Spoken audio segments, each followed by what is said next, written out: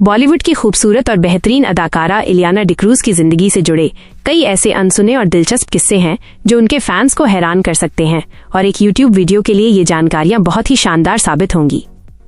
इलियाना का जन्म भले ही मुंबई में हुआ था, लेकिन उनका बचपन और शुरुआती परवरिश मुख्य रूप से गोवा के एक बेहद खूबसूरत और शांत गांव पार्रा में हुई थी, जिसके कारण उन्हें हमेशा से प्रकृति और सुकून भरी जिंदगी पसंद रही है। उनके पिता रोनाल्डो डिक्रूज एक मैकेनिकल ड्राफ्ट्समैन रहे हैं जो गोवन कैथोलिक परिवार से ताल्लुक रखते हैं, और उनकी मां समीरा डिक्रूज एक मुस्लिम परिवार से हैं, जिसके कारण इलियाना के घर में हमेशा से एक अलग तरह का सांस्कृतिक माहौल रहा है। इलियाना की शुरुआती पढ़ाई गोवा के सेंट जेवियर्स कॉलेज से हुई थी और बचपन में उन्होंने कभी भी ये नहीं सोचा था कि वो कभी अभिनय की दुनिया में कदम रखेंगी, क्योंकि उनकी असली दिलचस्पी फैशन डिजाइनिंग में थी और वो इसी क्षेत्र में अपना करियर बनाना चाहती थीं। उनकी किस्मत ने तब एक नया मोड़ लिया जब उनकी मां एक होटल में काम कर रही थीं और वहां के मैनेजर ने इलियाना को देखकर ये सलाह दी कि उन्हें मॉडलिंग में हाथ आजमाना चाहिए। मैनेजर की सलाह पर इलियाना की मां ने मशहूर कोरियोग्राफर और मॉडल मार्क रॉबिन्सन के साथ एक मीटिंग तय की, जिन्होंने इलियाना के भीतर छिपी संभावनाओं को पहचाना और उन्हें इस क्षेत्र में आगे बढ़ने का हौसला दिया।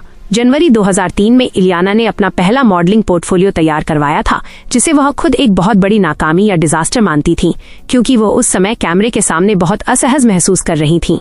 हालांकि उन्होंने हिम्मत नहीं हारी और अगले साल एक और फोटोशूट करवाया, जिसके बाद उन्हें इलेक्ट्रॉनिक्स और फेयर एंड लवली जैसे बड़े ब्रांड्स के विज्ञापनों में काम करने का मौका मिला। फेयर एंड लवली के विज्ञापन को मशहूर निर्देशक राकेश रोशन ने डायरेक्ट किया था और इसी विज्ञापन ने इलियाना को पहली बार ग्लैमर इंडस्ट्री में एक बड़ी पहचान दिलाई, जिसके बाद उन्हें फिल्मों के ऑफर मिलने शुरू हो गए।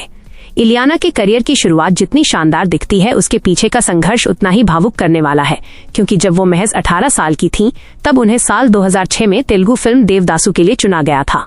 इस फिल्म के सेट पर उनके शुरुआती दिन इतने कठिन थे कि वह पूरी तरह से टूट गई थीं, क्योंकि उन्हें तेलुगु भाषा का कोई ज्ञान नहीं था और वो खुद को उस माहौल में पूरी तरह से अनफिट महसूस कर रही थीं।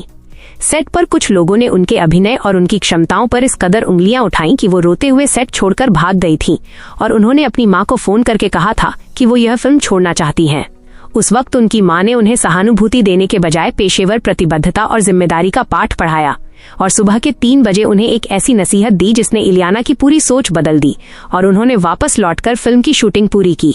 देवदासु बॉक्स ऑफिस पर उस साल की सबसे बड़ी हिट फिल्मों में से एक साबित हुई और इलियाना के काम को दर्शकों के साथ साथ क्रिटिक्स ने भी इतना पसंद किया कि उन्हें साउथ के film fair best female debut award से नवाजा गया। इसके बाद साउथ सिनेमा में इलियाना का सिक्का ऐसा जमा कि उन्होंने पोकिरी, जलसा, किक और जुलाई जैसी एक के बाद एक कई ब्लॉकबस्टर फिल्में दी और वो वहां की सबसे महंगी और कामयाब अभिनेत्रियों की कतार में खड़ी हो गईं।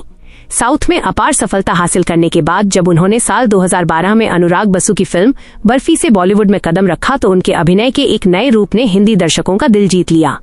इस फिल्म में रणबीर कपूर और प्रियंका चोपड़ा जैसे बड़े कलाकारों के होने के बावजूद इलियाना ने श्रुति के किरदार को इतनी शिद्दत और अपनी आंखों के भावों से निभाया कि उन्हें बॉलीवुड में भी बेस्ट फीमेल डेब्यू का फिल्म फेयर अवार्ड मिला। बर्फी को ऑस्कर के लिए भारत की आधिकारिक प्रविष्टि के रूप में भी चुना गया था, जो इलियाना के हिंदी सिनेमा के सफर की एक बहुत बड़ी उपलब्धि मानी जाती है। ग्लैमर की इस चकाचौंध के पीछे इलियाना की निजी जिंदगी में कई ऐसी मुश्किलें और मानसिक चुनौतियां भी रहीं जिनके बारे में बहुत कम लोग जानते हैं, क्योंकि वो लंबे समय तक बॉडी डिस्मॉर्फिया नाम की एक मानसिक स्थिति से जूझती रहीं, जिसमें इंसान को अपने ही शरीर की बनावट में कमियां नजर आने लगती हैं। इलियाना ने खुद एक इंटरव्यू में स्वीकार किया था कि वो बचपन से ही अपनी शारीरिक बनावट को लेकर बहुत ज्यादा संकोच में रहती थीं और एक समय ऐसा था जब वो खुद के लुक से नफरत करने लगी थीं, लेकिन वक्त के साथ उन्होंने खुद को स्वीकार करना सीखा और आज वो बॉडी पॉजिटिविटी की एक बहुत बड़ी मिसाल मानी जाती हैं। इसके अलावा इलियाना को नींद में चलने की बीमारी यानी स्लीप वॉकिंग की भी समस्या रही है, जिसके बारे में उन्होंने खुद सोशल मीडिया पर साझा किया था कि कई बार सुबह उठने पर उनके पैरों में चोट के निशान होते थे और उन्हें पता भी नहीं चलता था कि वो रात में नींद में कहां घूम कर आई हैं। इलियाना की नागरिकता को लेकर भी एक बहुत ही दिलचस्प और अज्ञात तथ्य ये है कि वह मूल रूप से भारत में जन्मी जरूर हैं, लेकिन साल 2014 में उन्होंने अपनी पुर्तगाली पारिवारिक जड़ों और इतिहास के चलते पुर्तगाल की नागरिकता ले ली थी, जिसके बाद उन्होंने अपना भारतीय पासपोर्ट सरेंडर कर दिया था। अपनी निजी जिंदगी को हमेशा मीडिया की नजरों से दूर रखने वाली इलियाना ने साल 2023 में माइकल डोलन के साथ शादी की और अब वो अपने परिवार के साथ विदेश में एक बेहद खुशहाल जिंदगी बिता रही हैं और उनके 2 बेटे हैं। बॉलीवुड में मैं तेरा हीरो, रुस्तम और रेड जैसी बेहतरीन और व्यावसायिक रूप से सफल फिल्में देने वाली इलियाना आज भले ही बड़े पर्दे से थोड़ी दूरी बनाकर अपनी पारिवारिक जिंदगी का आनंद ले रही हैं, लेकिन उनकी ये कहानी किसी भी दर्शक को प्रेरित करने के लिए काफी है कि कैसे एक शर्मीली लड़की ने अपनी कमियों और डर पर जीत हासिल करके मनोरंजन जगत में अपना एक बड़ा मुकाम बनाया।